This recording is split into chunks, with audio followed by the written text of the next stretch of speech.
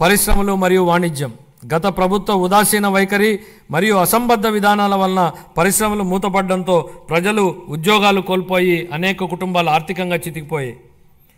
రాష్ట్రం నుంచి అనేక పరిశ్రమలు తరిమివేయబడడంతో వ్యాపార వర్గాల్లో భయాందోళనలు నెలకొన్నాయి. స్కూళ్లలో డ్రాప్అవుట్స్ గురించి మనం వింటూ ఉంటాం అధ్యక్ష.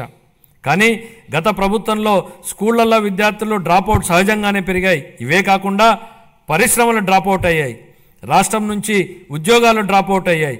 పేదలకు ఉపాధి డ్రాప్అవుట్ అయింది.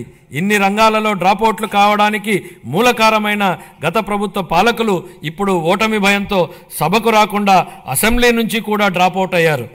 వాళ్ళు ప్రజా జీవితం నుంచి శాశ్వతంగా డ్రాప్ అయ్యే రోజులు అతి త్వరలోనే ఉన్నాయి అధ్యక్ష.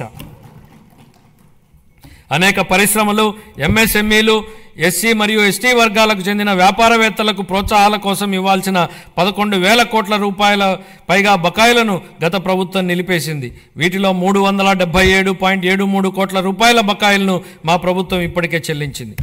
ఒకప్పుడు వ్యాపారాన్ని ఈజ్ ఆఫ్ డూయింగ్ బిజినెస్ గురించి మాట్లాడుకున్నాం.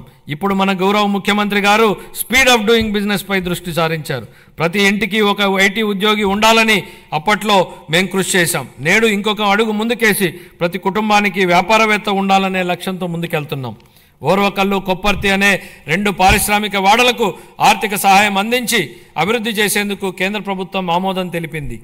పారిశ్రామిక కారిడార్ అభివృద్ధి పథకం కింద మూలపేట, దొనకొండ, చిలమత్తూరు మరియు కుప్పం అనే 4 కొత్త పారిశ్రామిక వాడలను ఎంపిక చేయడం జరిగింది.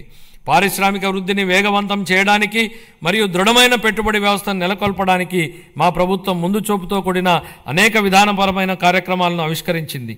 4 లక్షల మందికి ఉద్యోగ అవకాశాలు కల్పించే దిశగా ప్రధాన పెట్టుబడిదారులైన NTPC, Green Energy Limited, Arcelor Mittal Steel Company, NHPC, BPCL, Reliance Industries, LG Electronics, TCS, Tata Power, Greenko Group, Hero Future Energies, Ecoren ఎనర్జీల నుండి మా ప్రభుత్వం 6.3 లక్షల కోట్ల రూపాయల పెట్టుబడి హామీలను సాధించగలిగింది.